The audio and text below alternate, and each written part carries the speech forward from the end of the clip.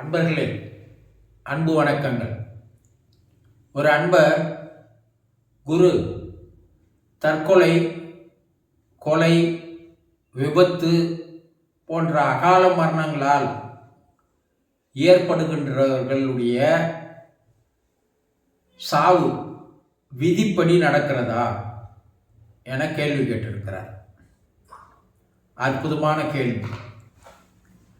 தற்கொலை, கொலை, விபத்து இதெல்லாம் விதிப்படி நடப்பது அல்ல.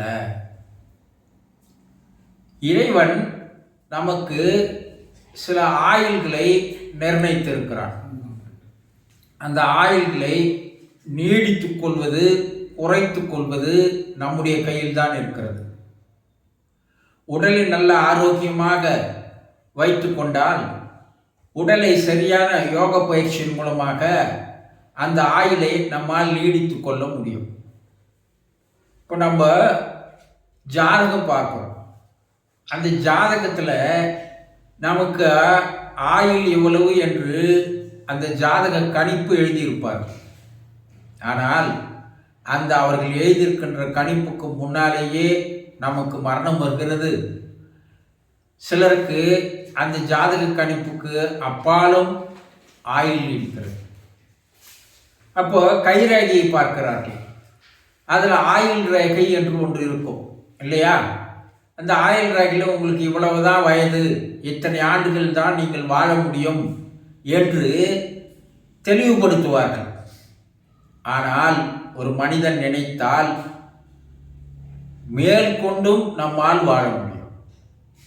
ஆனால் இந்த தற்கொலை, கொலை, விபத்து எல்லாம் அவர்கள் நிர்ணயித்த ஆயுளுக்குள் அவர்களுடைய விழிப்புணர்வு இல்லாத காரணத்தினால், அவர்களுடைய மனசோர்வு ஏற்படுகின்ற காரணத்தினால் தற்கொலை செய்து கொள்பவர்கள் எல்லாம் மனம் பலவீனமாக இருப்பவர்கள் தான் தற்கொலையை செய்து கொள்வார்கள். மனம் பலவீனமாக ஆக ஆக அவர்களுக்கு அந்த எண்ணங்களானது எந்த நேரமும் வந்து கொண்டே இருக்கும். ஏதாவது ஒன்றில் தோல்வி அடைகிறார்கள், காதலில் தோல்வி அடைகிறார்கள், அல்லது கடன் தொல்லையால் அதிகமான பாதிப்புக்கு உள்ளாகிறார்கள், அல்லது ஏதாவது சொத்து பறிபோகிவிட்டால் அதனால் அவர்களுக்கு மன பாதிப்புகள் ஏற்படுகிறது. இந்த தற்கொலை எல்லாம் பார்த்தால் நாம் எதிர்பார்த்தது நடக்கவில்லை என்ற மனசோர்வு, மனக்கலக்கம், மனக்கவலை, மனக்குழப்பம் போன்றவர்கள் எல்லாம் மனம் பலவீனமாகிறது. அப்போ அவர்கள் தன்னுடைய ஆயுளுக்கு முன்னாடியே தன்னுடைய உயிரை மாய்த்துக் கொள்கிறார்கள்.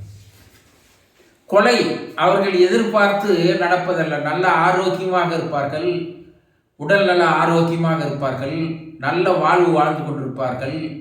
அவர்களுக்கு அவர்களால் கொலை செய்யப்படுகிறார்கள். அந்த கொலையை நாம் இறப்போம் என்பது அவர்களுக்கு தெரியவே தெரியாது. அந்த சகுனத்தில் எதிரிகள் அவர்களை தாக்கும் போது அவர்கள் கொலை செய்யப்படுகிறார்கள். விபத்துக்கள் நாம் விழிப்புணர்வு இல்லாமல் போகும்போதும், வாகனங்களை ஓட்டி வருபவர்கள் விழிப்புணர்வு இல்லாத இருக்கும் போதும் அந்த விபத்துக்கள் ஏற்படுகிறது. அப்போ இந்த தற்கொலை, கொலை, இந்த விபத்து போன்றவையெல்லாம் அப்படி இறந்து போகின்றவர்கள் அகால மரணம் அடைவதாக தான் கூறுவார்கள். இந்த அகால மரணம் என்பது விதிப்படி நடப்பதல்ல, தற்செயலாக நிகழ்வது, எதிர்பாராமல் நிகழ்வது, இயற்கைக்கு முரணாக நடப்பது என்று சொல்லலாம்.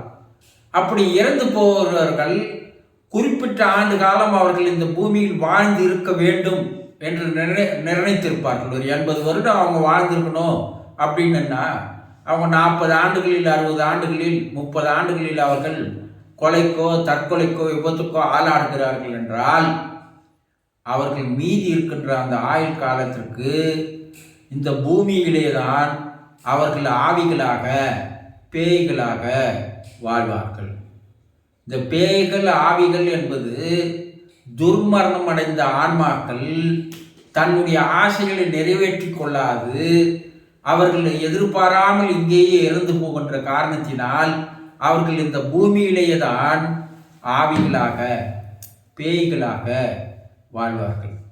அந்த குறிப்பிட்ட காலம் வரைக்கும் அவர்கள் அந்த பூமியை விட்டு அந்த ஆன்மாவானது மேலுலகம் செல்லாது. அப்போ எந்த இடத்தில் அந்த தற்கொலை நடக்கிறதோ, எந்த இடத்தில் அந்த கொலை நடக்கிறதோ, எந்த இடத்தில் அந்த விபத்து நடக்கிறதோ, அந்த இடங்களில் தான் அந்த ஆன்மாக்கள் சுற்றி கொண்டிருக்கும். இதுல ஒரு சிலரை அது பிடித்துக் கொள்வதற்கு வாய்ப்புகள் உண்டு. ஏன்னா நிறைவேறாத ஆசைகள், நிறைவேறாத கனவுகள், இவையெல்லாம் நிறைவேறாமல் எதிர்பாராமல் போய்விட்டதல்லவா. அப்போ அது துக்கத்திலும் துயரத்திலும் வேதனையிலும் கவலையிலும் குழப்பத்திலும் அந்த ஆன்மா அங்கேயே அந்த இடங்களிலேயே சுற்றி கொண்டிருக்கும். மனம் பலவீனமானவர்கள் அந்த பக்கம் சென்றால் அவர்களை அது பிடித்து கொண்டு தன்னுடைய காரியத்தை அவர்கள் மூலமாக நிறைவேற்றிக் கொள்வதற்கு அது முயற்சி செய்யும். இதை தான் நம்ம என்ன சொல்றோம், பேயின்னு சொல்றோம். இந்த ஆன்மாக்கள் சாந்தமடைய வேண்டுமானால் ஒன்று, அந்த இரத்த சம்பந்தப்பட்டவர்கள் அந்த ஆன்மா சாந்தி அடைவதற்கு அவர்கள் சில குறிப்பிட்ட சடங்குகளை இல்லை மனப்பூர்வமான பிரார்த்தனைகளை அவர்கள் தினந்தோறும் செய்து வந்தால் அந்த ஆன்மா சில நேரங்களில் சாந்தி அடைந்து மேல்நிலைக்கு சென்றுவிடும். இல்லை அந்த ஆன்மாவே, எதுக்கு பாதிப்பு உட்பட்ட அந்த ஆன்மாவே, நான் இந்த உலகத்தில் இருந்து இந்த கவலைகள் எல்லாம் துன்பங்கள் எல்லாம் அனுபவிக்க வேண்டும், இது தேவையா, நான் என்னுடைய ஆன்மாவானது சாந்தி அடைய வேண்டும் என்று அந்த ஆன்மா சில நேரத்தில் அது இறைவனிடம் பிரேயர் செய்யுமையானால் அதற்கு மேல்நிலைக்கு செல்வதற்கு வாய்ப்புகள் உண்டு. அப்போ இந்த ஆன்மாக்கள், இந்த துர்மரணம் அடைந்த அந்த ஆன்மாக்கள் குறிப்பிட்ட காலம் வரைக்கும் பூமியில் வாழ்ந்து கொண்டுதான் இருக்கும். அதனுடைய ஆயுள் முடிகிற வரைக்கும் அது இங்கே வாழ்ந்து கொண்டுதான் இருக்கும். அது முடிந்தவுடன் அது மேலே போகும். இல்லை இரத்த சம்பந்தமானவர்கள் அவர்களுக்காக பிரார்த்தனை செய்யும் போது அந்த பிரார்த்தனையின் பலனாக ஒரு சில ஆன்மாக்கள் விடுதலை அடைந்து மேலே சென்று விடுகிறது. அந்த ஆன்மாக்களே இறைவனிடம் பிரார்த்தனை செய்யும் போது மேலே போகிறது. ஆக துர்மரணம் அடைந்தவர்களுடைய ஆன்மாக்கள் மற்றவர்களை பாதிக்க தான் செய்யும். அதிலிருந்து காப்பாற்றிக் கொள்வதற்கு மன வலிமை இருக்க வேண்டும். அந்த குடும்பத்தில் ஒருவர் தற்கொலை செய்து கொண்டால் அந்த குடும்பத்தில் இருப்பவர்களுடைய மனம் பலவீனமாக இருக்கின்ற உறுப்பினர்கள் யாரோ அவரிடம் அது சேர்ந்துவிடும். இந்த துர்மரணம் அடைந்தவர்களுடைய போட்டோக்களை வீட்டில் வைத்து வணங்கக்கூடாது. இயற்கையாக மரணம் அடைந்தவர்களுடைய போட்டோக்களை வீட்டில் வைத்து நாம் வணங்கலாம். துர்மரணம் அடைந்தவர்களுடைய போட்டோக்களை வீட்டில் வைத்து வணங்கும் போது அந்த ஆன்மாக்கள் வீடுகளிலேயே தான் தங்கியிருக்கும். பலவித துன்பங்களை தரும், துயரங்களை தரும், கஷ்டங்களை தரும், பாதிப்புகளை தரும். ஆக துர்மரணம் அடைந்த ஆன்மாக்கள் பூமியில் தான் வாழும். அது விதிப்படி நடப்பதில்லை, எதிர்பாராமல் நடப்பது. அது விதிப்படி நடக்கிறது என்று எண்ண வேண்டாம். அதனுடைய விதி இருக்கிற வரைக்கும் இந்த உலகத்தில் வாழும். புரிந்து கொண்டீர்களா? சந்தோஷம்.